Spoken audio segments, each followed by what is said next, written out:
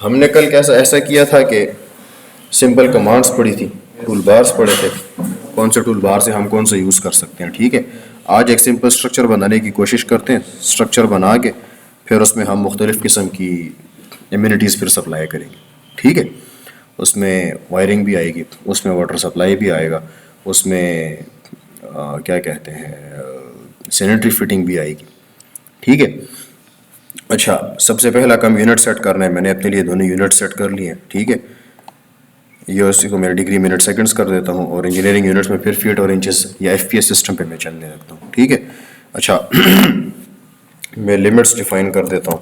ठीक है, लिमिट्स में रख देता हूँ 0,0, लोअर लेफ्ट कॉर्नर, अपर कॉर्नर में रख देता हूँ 100,100। ठीक है, ये अपनी लिमिट्स अपनी मर्जी से सेट कर सकते हैं सिर्फ ड्राइंग एरिया स्पेसिफाई करने के लिए।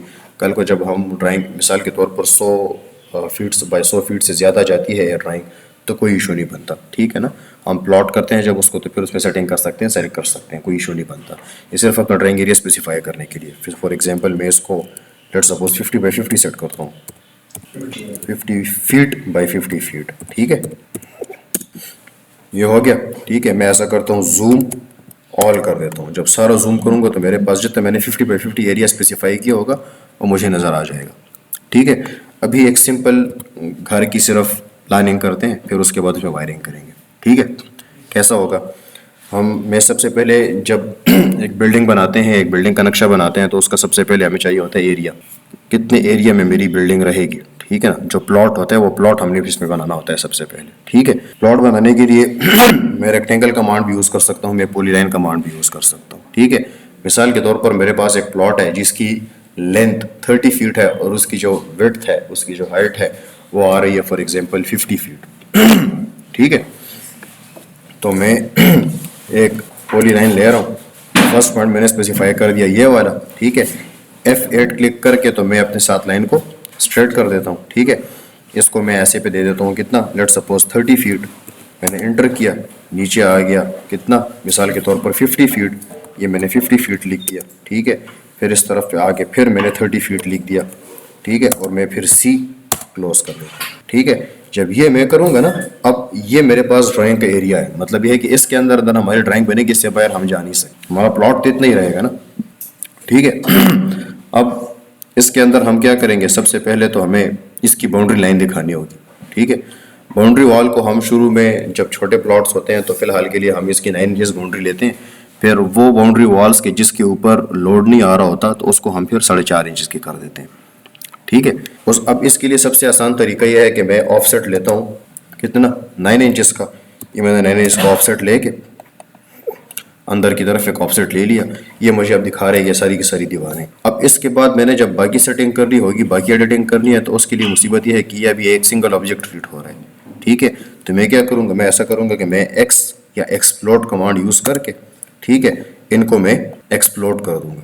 एक्सप्लोड करने से क्या होगा, हर एक लाइन अलग अलग ऑब्जेक्ट के तौर पे फिर ट्रीट होगी, तो उसके अंदर फिर मुझे सेटिंग करनी आसान होगी। ठीक है, समझ आ गई बात की।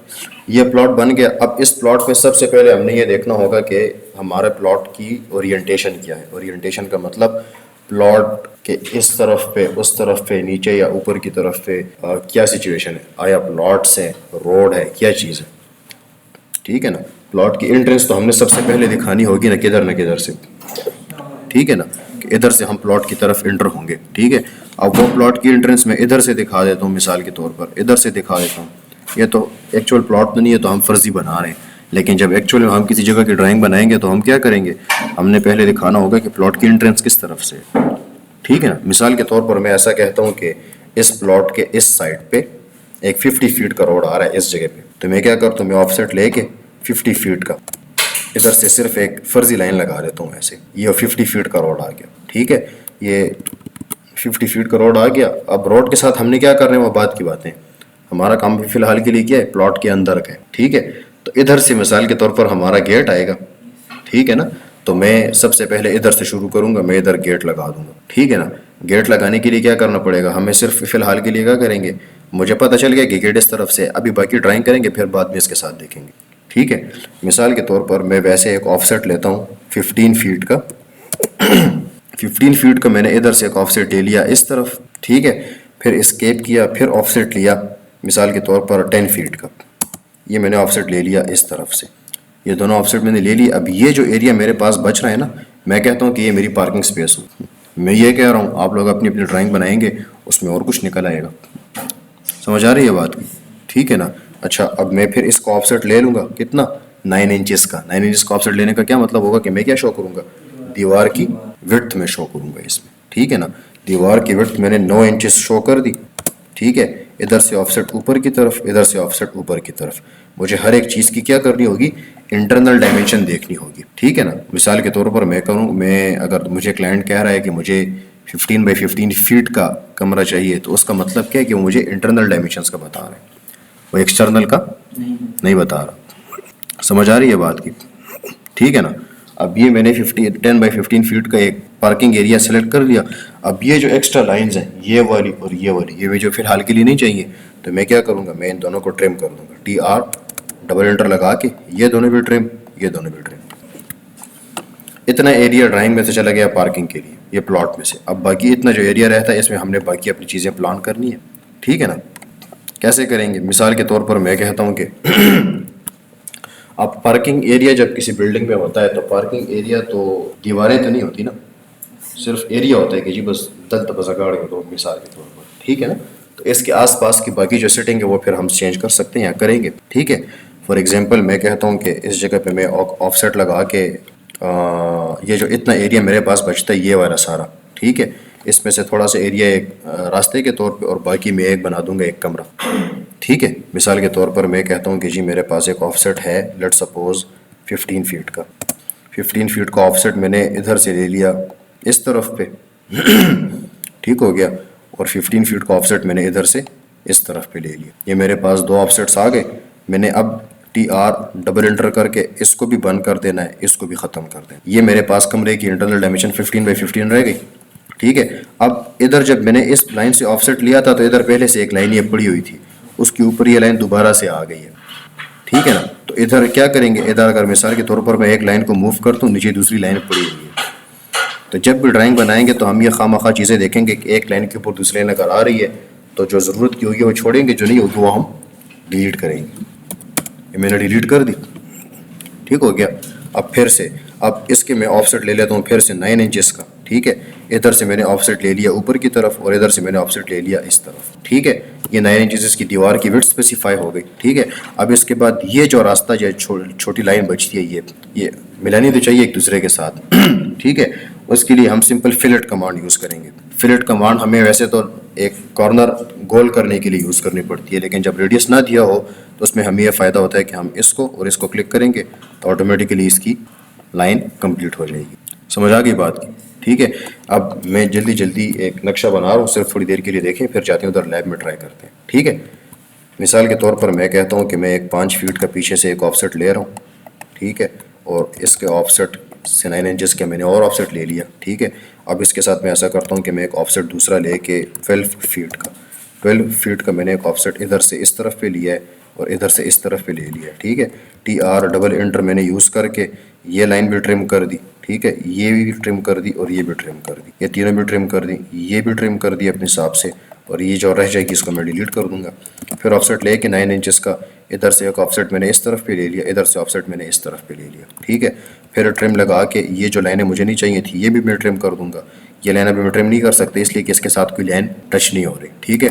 तो मैं एक्सटेंड कमांड लगा के इसको मैं एक्सटेंड करके फिर इसको मैं ट्रिम कर दूंगा। ठीक हो गया। अब मैं कहता हूँ कि जी एक ऑफसेट दूसरा लेके लेट्स सपोज 5 फुट का। ठीक है। 5 फुट का मैंने ऑफसेट लिया इधर से इस साइड पे, फिर उससे ऑफसेट लेके 9 इंचेस का इस साइड पे। ठीक है।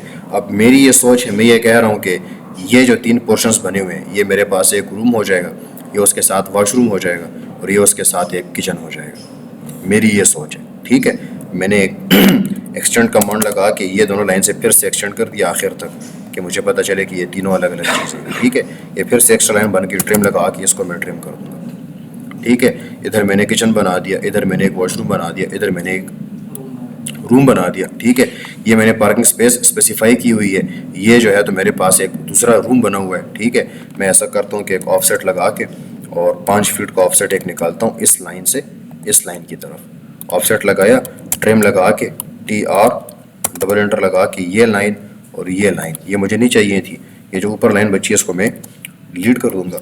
फिर एक ऑफसेट लूँगा 5 फीट का इस लाइन से ऊपर की तरफ, ठीक है। मैं कहता हूँ कि ये इस रूम के साथ वॉशरूम आ जाएगा, ठीक है। मैं TR डबल एंटर लगा कि ये लाइन ये मैं हटा देता हूँ। ये लाइन ट्रिम नहीं होगी अभी, ये इसलिए ट्रिम नहीं होगी कि ये किसी के साथ कट नहीं है, इसका एक्स्ट्रा पीस तो नहीं है कि इसको काटा जाए। तो मैं क्या करूँगा, इसको मैं ब्लू शेड से सेलेक्ट करके डिलीट कर दूंगा, कर दिया, ठीक है। अभी इधर आके मैं फिर से ऑफसेट लूँगा 9 इंचेस का, इधर से ऊपर की तरफ, इधर से इस साइड पे ले लिया ऑफसेट। फिर फिलेट लगा के इसको और इसको, ये मेरे साथ क्या हो जाएगा, एक वॉशरूम बन जाएगा। समझ आ रही है बात की। तो मैं ज़्यादातर क्या कर रहा हूँ, मैंने पहले सबसे पहले मैंने नक्शा बनाया, फिर रोड का ओरिएंटेशन मैंने प्लॉट की स्पेसिफाई की, फिर उसके बाद क्या किया, फिर उसके बाद मैंने ये जो प्लॉट है उसको मैंने मुख्तलिफ पोर्शंस में तकसीम कर दिया, ये कमरा, ये वॉशरूम, ये फ़लानी चीज़, ये फ़लानी चीज़, ठीक है। ये मैं कहता हूँ कि ये ओपन स्पेस है। मिसाल के तौर पर मैं ये जो वॉशरूम होगा और ये जो किचन होगा इसकी वेंटिलेशन पीछे की तरफ से ऊपर जाके निकलेगी, इसके ऊपर स्लैब नहीं होगी। समझ आ रही है बात की, हैं? कुछ जहन में बैठा है कि नहीं? हो गया?